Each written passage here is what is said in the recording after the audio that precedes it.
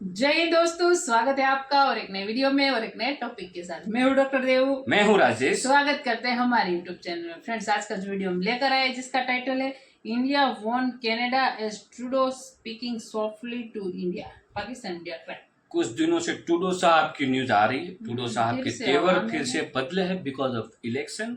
लेकिन ये फिर से इसलिए बदला है क्योंकि अभी एक जो मर्डर हुआ है ना, उसमें लॉरेंस बिश्नोई की गैंग का नाम फिर से आया हुआ है। तो फिर से टूडो साहब ने कुछ भाषणगिरी चालू कर दी। लेकिन चलिए दोस्तों, पहले वीडियो देख लेते हैं। आशा करेंगे पसंद आएगा, और पसंद आए तो लाइक और शेयर जरूर से कर दीजिएगा। चैनल में पहली बार आए सब्सक्राइब नहीं करते, साथ में सब्सक्राइब। चलिए स्टार्ट करते हैं। Canada fully respects the sovereignty and territorial integrity of India.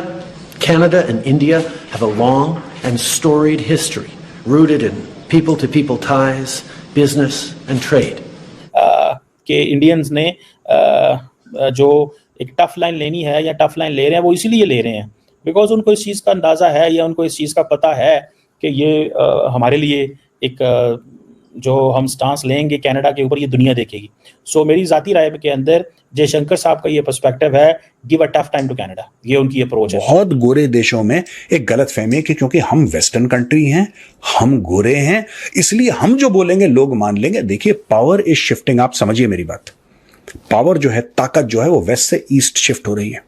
Modi ji की सरकार ने बहुत स्ट्रिक्ट एक्शन लेते हुए कहा है कि हमें आप सबूत दीजिए और साथ ही साथ अपने हाई कमिश्नर को वापस बुला लिया है।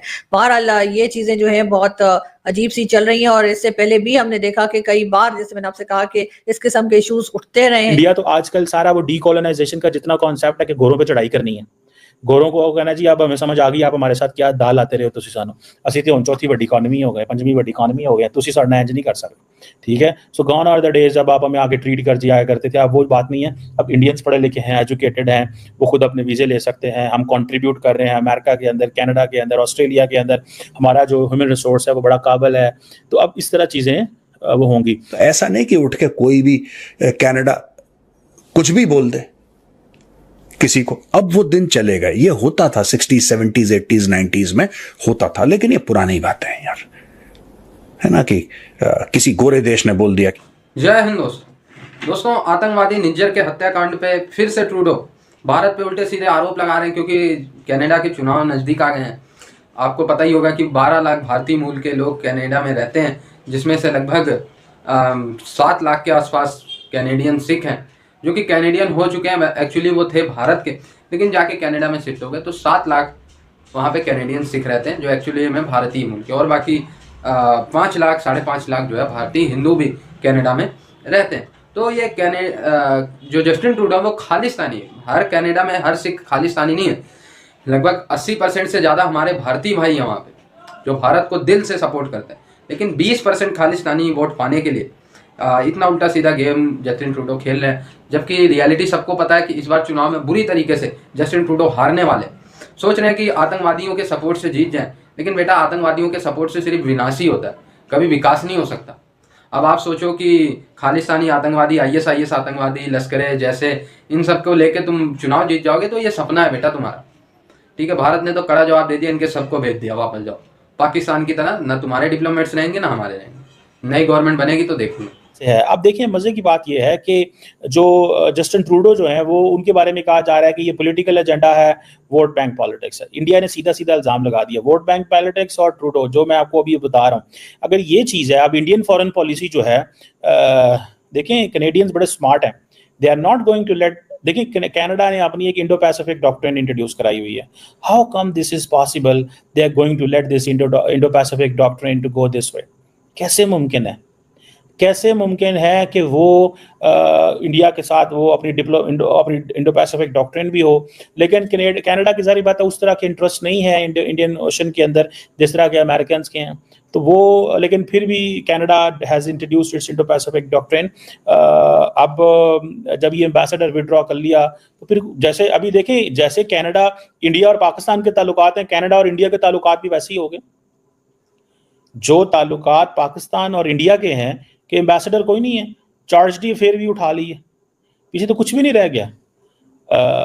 तो ये this is the first western white country which is like on these terms with India. First, ना कभी इंग्लैंड ने किया, ना अमेरिकन ने किया, ना किसी और ने किया. सो अमेरिकन ने इंडिया को आगे किया हुआ है,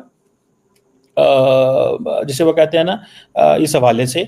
सो ये एक होता तो है कि ये चीज़ें जिसे वो कहते हैं ना आती तो हैं सामने, नज़र तो आती हैं, पता तो चलता है कि इंडियंस ने जो एक टफ लाइन लेनी है या टफ लाइन ले रहे हैं वो इसीलिए ले रहे हैं बिकॉज उनको इस चीज़ का अंदाज़ा है या उनको इस चीज़ का पता है कि ये हमारे लिए एक जो हम स्टांस लेंगे कनाडा के ऊपर ये दुनिया देखेगी.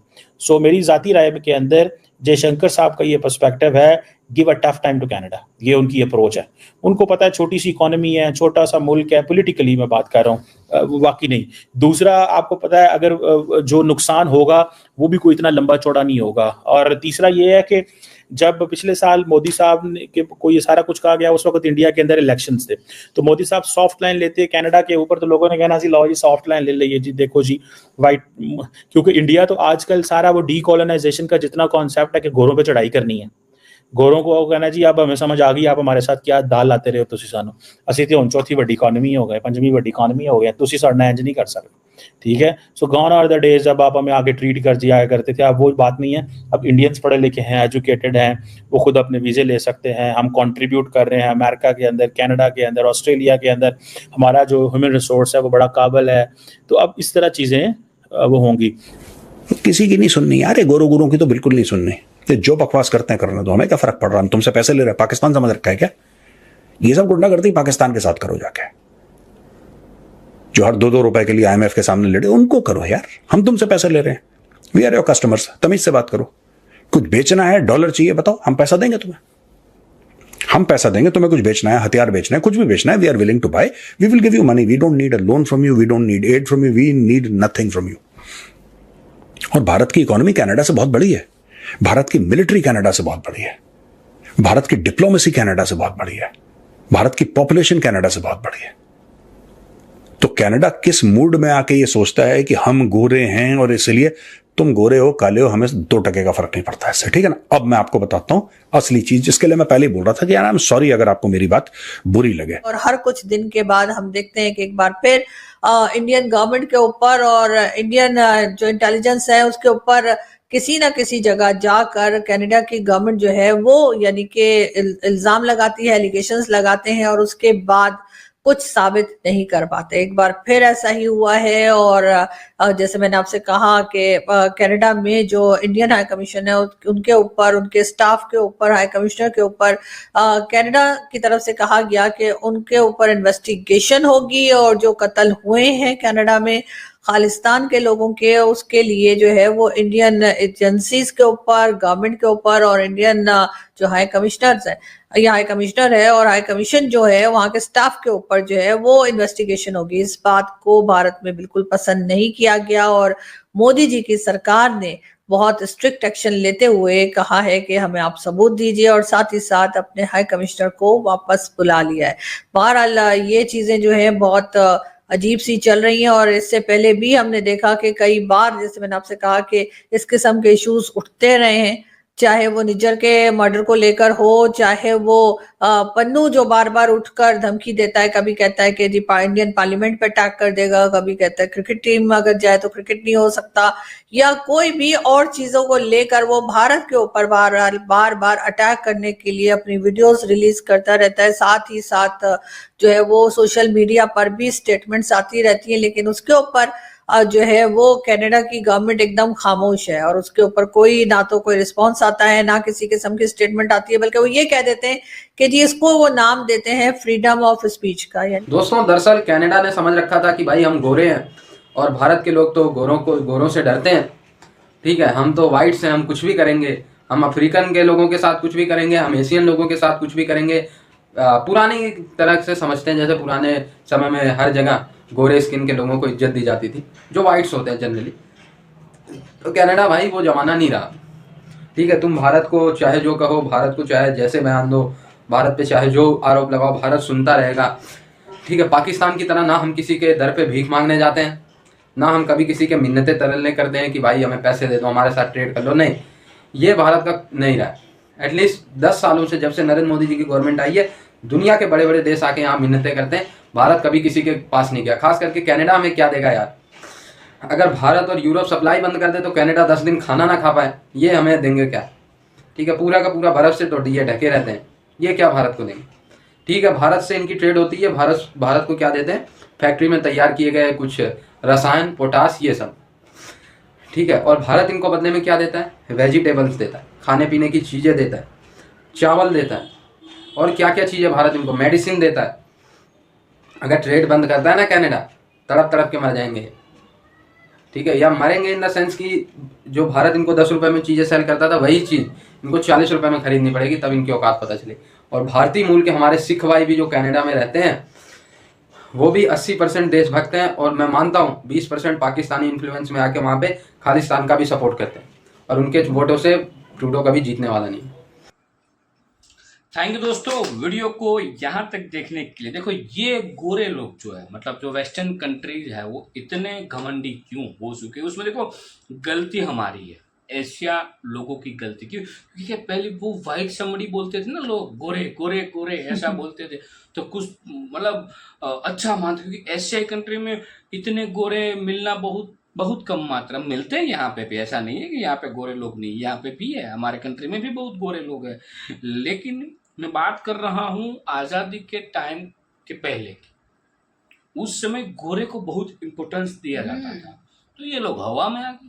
अब धीरे धीरे धीरे धीरे ट्रूडो साहब, और मैंने तो स्टार्टिंग में बताया वैसे, अभी फिर से पत्ते खोल रहे हैं। देखो, रीजन यहाँ पे एक ही है, कनाडा में ट्रूडो साहब को फिर से प्रधानमंत्री बनना हो तो उसको खालिस्तानियों को साथ में रखना पड़ेगा। क्योंकि 100% उसको जो वोट मिलता है, उनमें से करीबन 35 to 40% जो वोट शेयर है वो इंडियन का है, ट्रूडो का, सॉरी वो क्या बोलते हैं, खालिस्तानियों सपोर्ट का।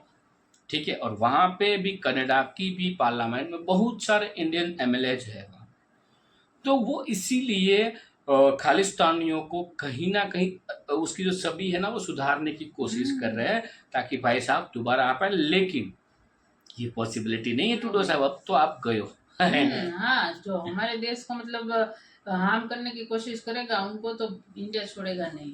बाकी दोस्तों, आपकी क्या राय है इस वीडियो के बारे में, कमेंट में लिखकर जरूर बता दीजिए। फिलहाल दोस्तों, आपसे विदाई ले रहे, मिलेंगे और एक नए वीडियो में आपके साथ। टिल देन, जय हिंद, जय भारत।